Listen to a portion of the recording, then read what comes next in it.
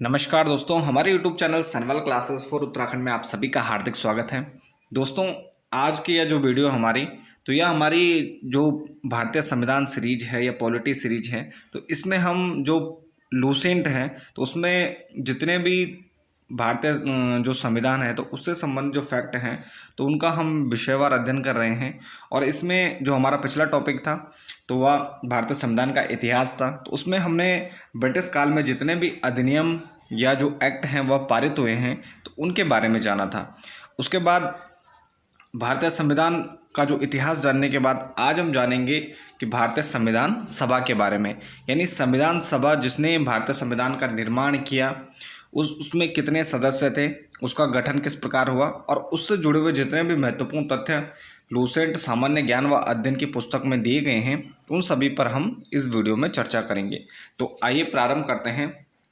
तो सबसे पहले संविधान सभा के गठन की बात करें तो संविधान सभा का जो गठन किया गया तो यह संविधान निर्माण हेतु किया गया था। तो यानी संविधान सभा को बनाने का जो उद्देश्य था वह भारतीय संविधान का निर्माण करना था।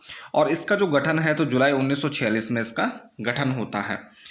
तो भारतीय संविधान सभा संविधान निर्माण के लिए बनाई गई संस्था थी और जुलाई 1946 में इसका गठन होता है। और इसको कैबिनेट मिशन के आधार पर इसको बनाया गया था।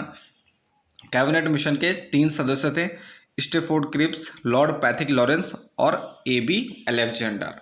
तो 3 इसके सदस्य थे। पैथिक लॉरेंस इसके अध्यक्ष थे। तो यानी जो ब्रिटिश शासन स्थापित था तो यहाँ पर लगातार जब भारतीय लोग यहाँ पर मांग कर रहे थे कि हमें संविधान बनाने का अधिकार दिया जाए, यानी हम अपने बनाए गए नियम कानूनों से स्वयं संचालित होंगे। तो यहाँ पर कैबिनेट ब्रिटिश संसद पास करती है, कैबिनेट मिशन को यहाँ भेजा जाता है। लॉर्ड पैथिक लॉरेंस इसके अध्यक्ष रहते हैं और यही इसकी सिफारिश पर ही यहाँ पर संविधान सभा का गठन किया जाता है। अगर हम सर्वप्रथम विचार की बात करें तो भारतीय संविधान सभा का जो सर्वप्रथम विचार देखने को मिलता है तो यह स्वराज पार्टी के द्वारा 1924 में यह विचार प्रस्तुत किया जाता है कि भारतीयों के लिए कानून निर्माण के लिए यहाँ पर संविधान सभा का गठन होना चाहिए। तो स्वराज पार्टी के द्वारा इसका सर्वप्रथम विचार प्रस्तुत किया जाता है। इसके बाद संविधान सभा सदस्यों की अगर हम कुल बात करें तो ये अविभाजित भारत की बात है, यानी अभी तक पाकिस्तान अलग नहीं हुआ है, भारत के ही साथ है। तो यहाँ पर जो कुल सदस्य संख्या थी 389 यहाँ पर निर्धारित की गई थी संविधान सभा के सदस्यों की संख्या। इसमें ब्रिटिश प्रांत के जो प्रतिनिधि थे, यानी ब्रिटिश प्रांतों जो प्रत्यक्ष रूप से ब्रिटिश शासन के अंतर्गत थे 292 और कमिश्नर क्षेत्र 4 यहाँ पर कमिश्नर क्षेत्रों के प्रतिनिधि होते हैं।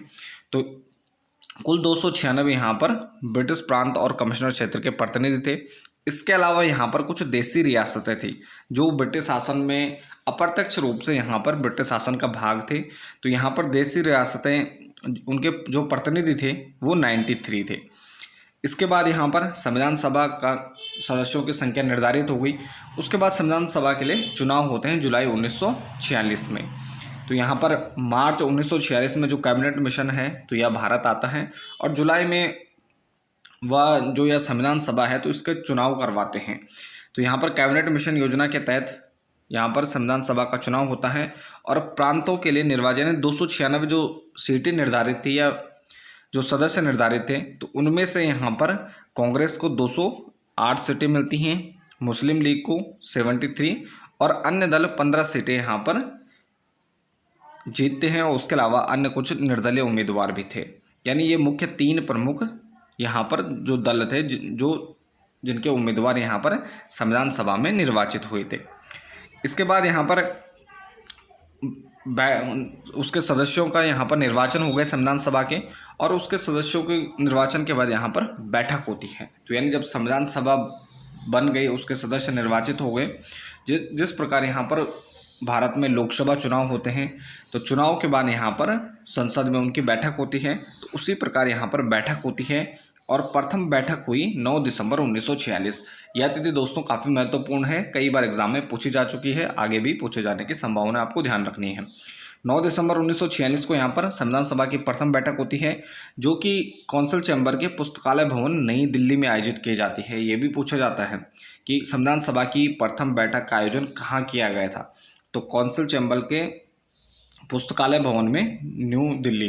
तो नई दिल्ली में यहाँ पर प्रथम बैठक का आयोजन होता है 9 दिसंबर 1946 को। और इस सभा में यहाँ पर जो पहली बैठक होती है, सबसे बुजुर्ग सदस्य रहते हैं सच्चिदानंद सिन्हा। तो इसके कारण इनको एक अस्थायी अध्यक्ष बना दिया जाता है, यानी प्रथम बैठक में इनको चुना जाता है फिलहाल के लिए, अस्थायी अध्यक्ष बना दिया जाए। उसके बाद यहाँ पर जो मुस्लिम लीग है तो उसके द्वारा बहिष्कार किया जाता है इस संविधान सभा का, और अपने लिए अलग से पाकिस्तान की मांग करते हैं और अपनी स्वयं की संविधान सभा की ये मांग करते हैं। तो यहाँ पर अलग देश व अलग संविधान के लिए मुस्लिम लीग यहाँ इसका विरोध करती है, इस बैठक में सम्मिलित नहीं होती है। इसके बाद संविधान सभा में प्रतिनिधित्व की बात करें तो संविधान सभा का जो प्रतिनिधित्व था तो यहाँ पर प्रांत और देशी रियासतों को जनसंख्या के अनुपात में दिया गया था, यानी जो सदस्य चुने जाते थे तो जनसंख्या के अनुपात में चुने जाते थे। सामान्यतः 10 लाख आबादी पर एक स्थान का आवंटन किया गया था, यानी जो एक प्रतिनिधि चुना जाता था तो सामान्यतः वहाँ पर 10 लाख लोग होते थे। प्रांतों का जो प्रतिनिधित्व वह 3 आधार पर दिया गया था, जिसमें 213 साधारण सीटें और 79 मुस्लिम और 4 यहाँ पर सिख सीटें थे। तो प्रांतों का प्रतिनिधित्व भी यहाँ पर ये धर्म के आधार पर विभाजित किया गया था। इसके बाद यहाँ पर संविधान सभा की प्रमुख समितियाँ और उनके अध्यक्ष।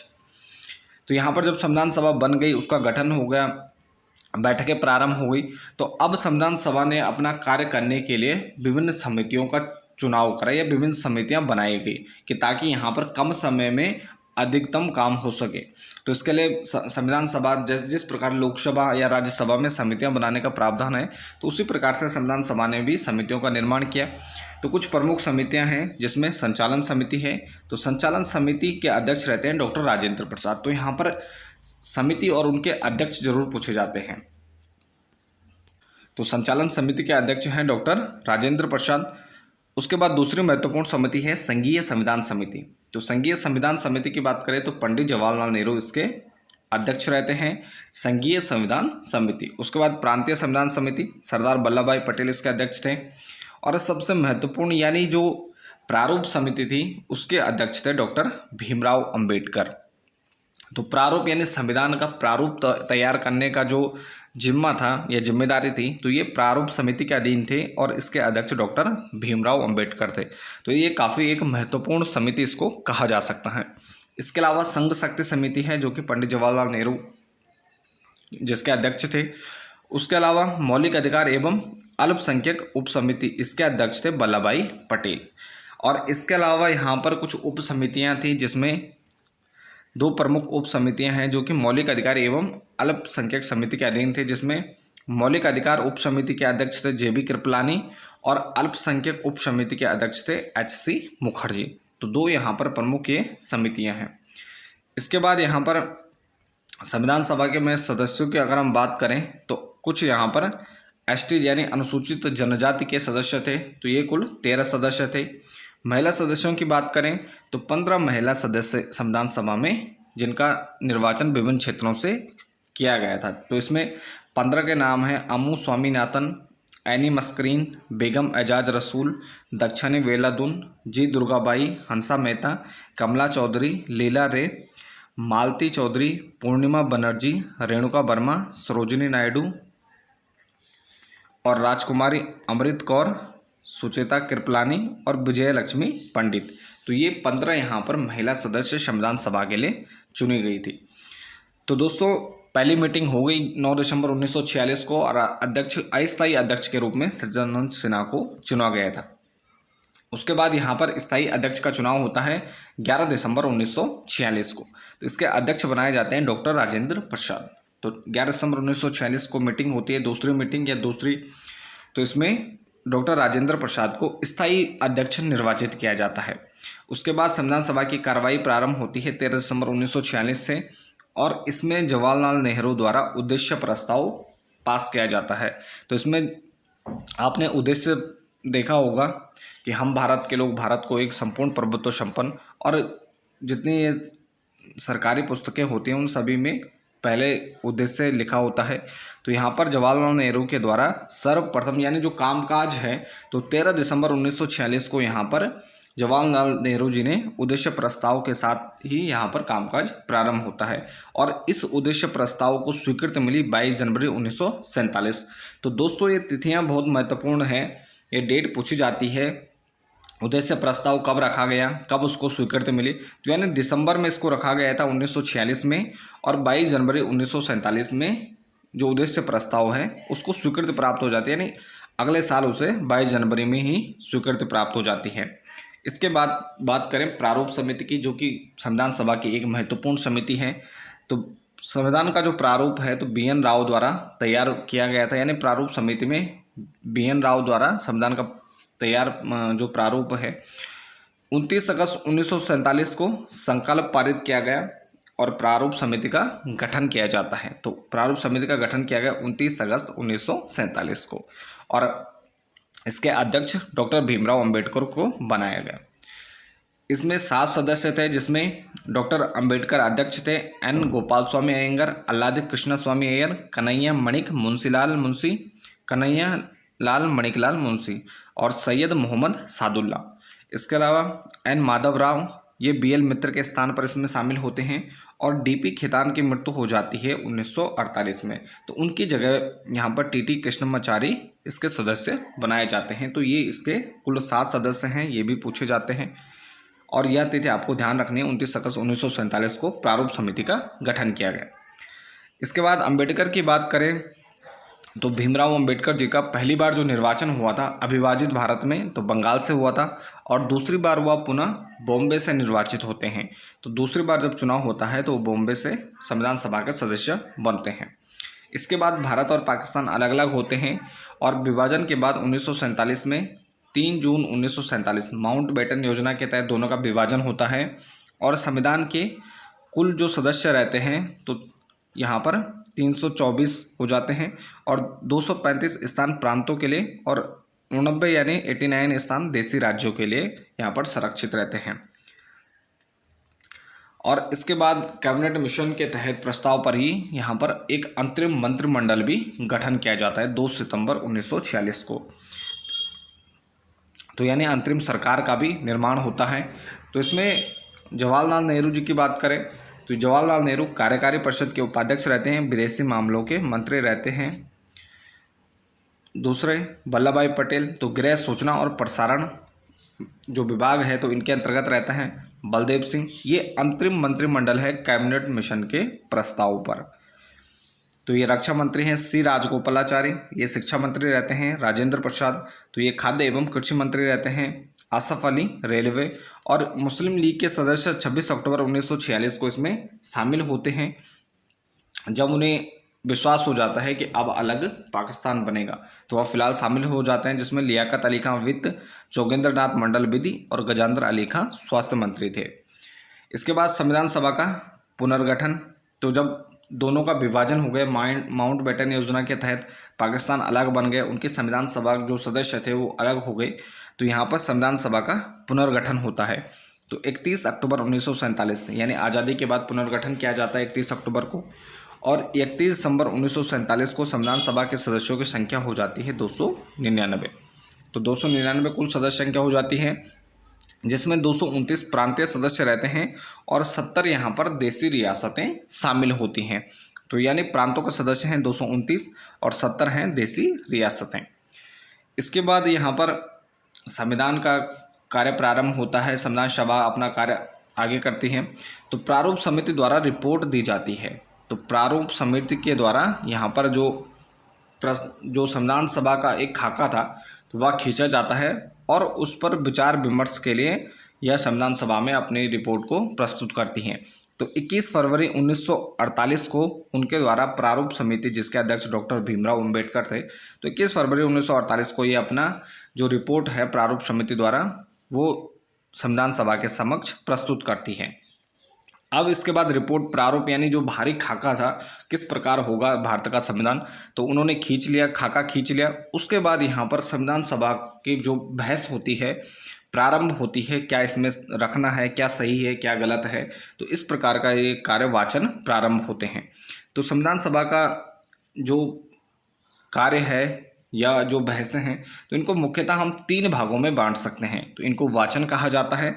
कुल इसमें 3 वाचन होते हैं, जिसमें संविधान सभा प्रारूप, जो संविधान का प्रारूप है उस पर बहस होती है। उसके अलावा जितने भी इसमें महत्वपूर्ण जो अनुच्छेद हैं या अनुसूचियाँ हैं, तो सभी पर यहाँ पर एक एक करके बहस की जाती है। तो इसमें 4 नवंबर से 9 नवंबर 1948 को यहाँ पर प्रथम वाचन होता है। तो 4 नवंबर से 9 नवंबर 1948 प्रथम वाचन। दूसरा जो वाचन है तो 15 नवंबर 1948 से प्रारंभ होता है और 17 अक्टूबर 1949 तक चलता है। तो दूसरा वाचन यहाँ पर सर्वाधिक लंबा है, सबसे अधिक है। और इसमें 14 नवंबर 1949 से तीसरा जो वाचन है 26 नवंबर 1949 तक चलता है। और 26 नवंबर 1949 को दोस्तों यहाँ पर जो हमारी संविधान सभा है, तो वह संविधान पूर्ण कर लेती है, उसको अपनी स्वीकृति प्रदान करती है और उसमें जो सदस्य रहते हैं अपने हस्ताक्षर करते हैं और उसके साथ ही यहाँ पर भारत का जो संविधान है तो बनकर तैयार होता है। इसके अलावा यहाँ पर स्वतंत्र भारत का मंत्रिमंडल बनाया जाता है। जब भारत और पाकिस्तान अलग अलग होते हैं तो उसके बाद यहाँ पर भारत को आज़ादी मिलती है और स्वतंत्र भारत का पहला मंत्रिमंडल बनता है 1947 में। तो इस मंत्रिमंडल में भी जवाहरलाल नेहरू प्रधानमंत्री बनते हैं। राष्ट्रमंडल और विदेशी मामले इनके पास रहते हैं।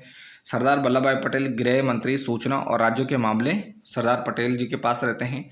डॉक्टर राजेंद्र प्रसाद कृषि एवं खाद्य मंत्री, मोहम्मद अबुल कलाम आज़ाद तो ये शिक्षा मंत्री बनाए जाते हैं। डॉक्टर जॉन मथाई रेलवे मंत्री, बी आर अम्बेडकर तो इनको विधि या कानून मंत्री बनाया जाता है। सरदार बलदेव सिंह ये रक्षा मंत्री बनाए जाते हैं। राजकुमारी अमृत कौर स्वास्थ्य और आर के षणमुगम सेठी ये वित्त मंत्री बनाए जाते हैं। तो यहाँ पर जो महत्वपूर्ण जो विभाग हैं तो प्रधानमंत्री सरदार पटेल के पास, गृह, सूचना एवं राज्य और शिक्षा अबुल कलाम आज़ाद और रक्षा सरदार बलदेव सिंह तो ये सभी महत्वपूर्ण हैं। इसके बाद यहाँ पर संविधान के निर्माण की अगर हम बात करें तो संविधान का जो निर्माण है 26 नवंबर 1949 को बनकर या तैयार हो गया।